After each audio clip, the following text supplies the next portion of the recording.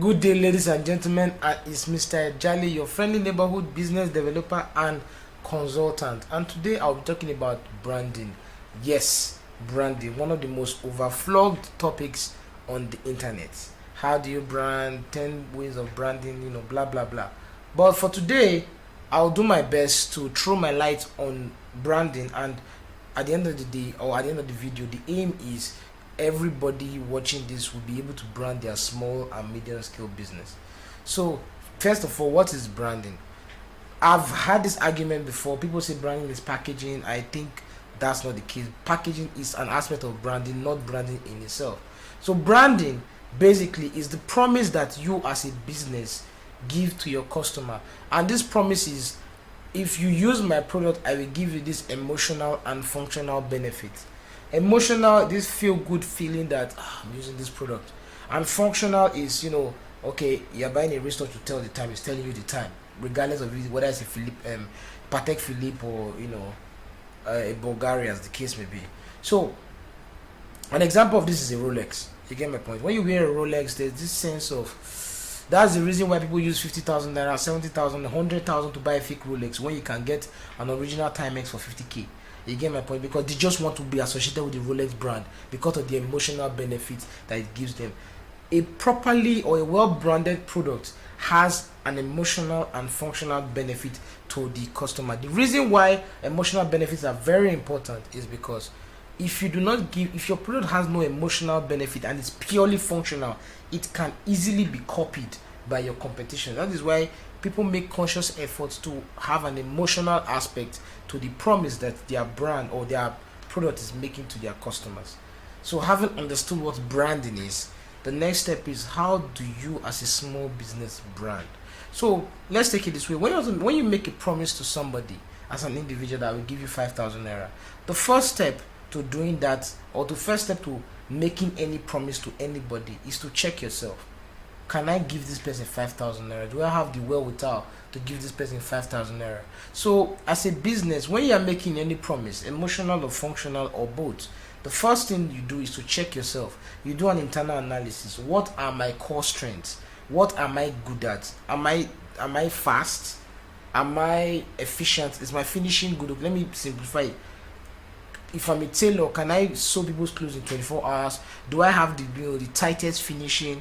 Or do I give superb styles? If I'm a baker, is my food very very sweet, or my cake very very sweet? Can I bake in 24 hours 20 pieces of cake, as the case may be? So the list is endless. So but basically the first step to creating a brand is to check yourself as an individual, or as a business, sorry. You check yourself. Now the next step, after you've checked yourself, the next step is to look at your target market and ask yourself, what are the challenges that these guys are facing now, or what are the potential opportunities? So what are the additional benefit that you could give to these guys that they do not know exist? So this is where innovation comes into play. So when you check your customer base, you now have a common thread as, okay, these are the challenges these guys are facing, and this is an area that these guys are experiencing that I can make a potential improvement. So for instance, when the guy that invested in mass-produced cars, Mr. Ford, Henry Ford, Henry Ford, he said if he had asked people what they wanted, they would have said faster horses, but he made a car instead. So that's an example. So it's looking at your customer base and saying, what are the potential problems these guys have? How can I solve these problems? And is there an aspect of this? Is there an aspect of the consumer experience that can be improved? I'm sorry, I think I rambled a bit there, but just please bear with me. So, but basically, what you now do at this point is that you pair your strengths that you've listed out initially when you checked yourself with your customers' challenges or their user experience that you think you can improve. Now, while you do this, you have to consider certain things, which is your business environment, your current business environment, the elements there. Are they mitigating factors? That's to say, will they challenge you when you try to improve the consumer experience, or are they an aspect of the environment that are causing these problems to start with. So if there are agberos in the business environment you are dealing with, are they the ones that are causing problems for your customers, and how do you deal with that? You understand? So when you're trying to craft your brand message, you have to take that into consideration. So having said this, you now pair your strengths, your internal strengths which you've listed out when you checked yourself, and the opportunities and the potential and the challenges and the potential opportunities in the consumer experience. Then when you pair these two, you come up with a brand message. So a brand message, basically, like we talked about, you being able to sew clothes in 24 hours, and knowing fully well that most people are bothered about tailors that don't deliver on time. Your brand message could be, I will sew your outfit in 24 hours. This is me oversimplifying it anyway. Now the essence of your brand message is not to now use that to create a tagline. So taglines are those short catchphrases you see under products. The essence of your brand message is to guide you as an organization. So if your organization knows that their brand message is to deliver in 24 hours, that will modify your operations. That will tell you that, once somebody comes to measure and drop their material, the first thing to do is to cut the pattern down, even if we do not join it at that point in time, but cut the pattern down. Or if you are the type that buys and so for our clients, that means you have to make conscious efforts to go to the market and have some materials stockpiled, or have samples of material stockpiled, so you can cut down that process of the customer making a choice of the kind of material they want. Yes, and because speed is a relevant aspect of your brand message. The next aspect is your branding toolkit. This is where we'll talk about the aspect of your business trying to live up to your brand promise. So under your branding toolkit, we have logo, tagline, packaging, customer relation, mode of operation. So for instance, if you go by example where we talked about our brand message being, I will deliver XYZ to my customers in 24 hours. You want a logo that reflects that you have speed. So if you say pastry company, you probably have a cake that has wings.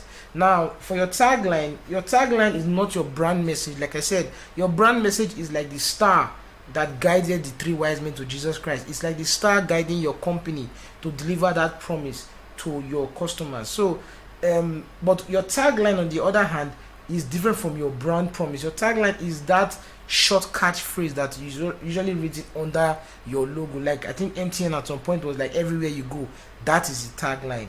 You understand? So the tagline is just to evoke emotions from your customer base. Then the next bit is your packaging. So packaging is a slippery slope, because some people say packaging is branding and vice versa. I don't think that's the case. I feel packaging is an aspect of branding.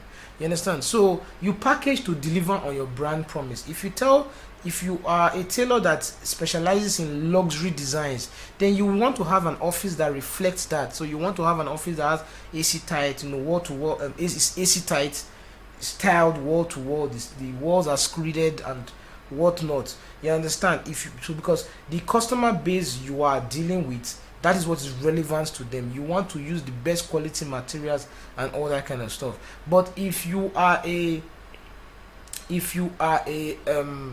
tailor who specializes in speed versus luxury, you want to package yourself in what reflects that. So you would spend more money on machines. You want to have a tailor shop that when customers come in, they can see a whole lot of tailors working for you, so they know that, okay, if I give this guy my clothes, he will deliver to me in the next 48 hours. The last bit is your customer relations. If for instance you are, like I said, you're using the example of speed, so you want, if you're going to be using speed, you're going to have somebody that is always on your company phone lines, that will always pick up the call. If it's not you, you can assign one of your staff to that task if you're operating the business that have like 1 or 2 employees attached to you. So the last bit is your proof of promise. What is your proof of promise? Proof of promise basically means I will do what I said I will do. So if your brand promise is speed, your proof of promise is delivering within the time you specified in your brand promise, more or less.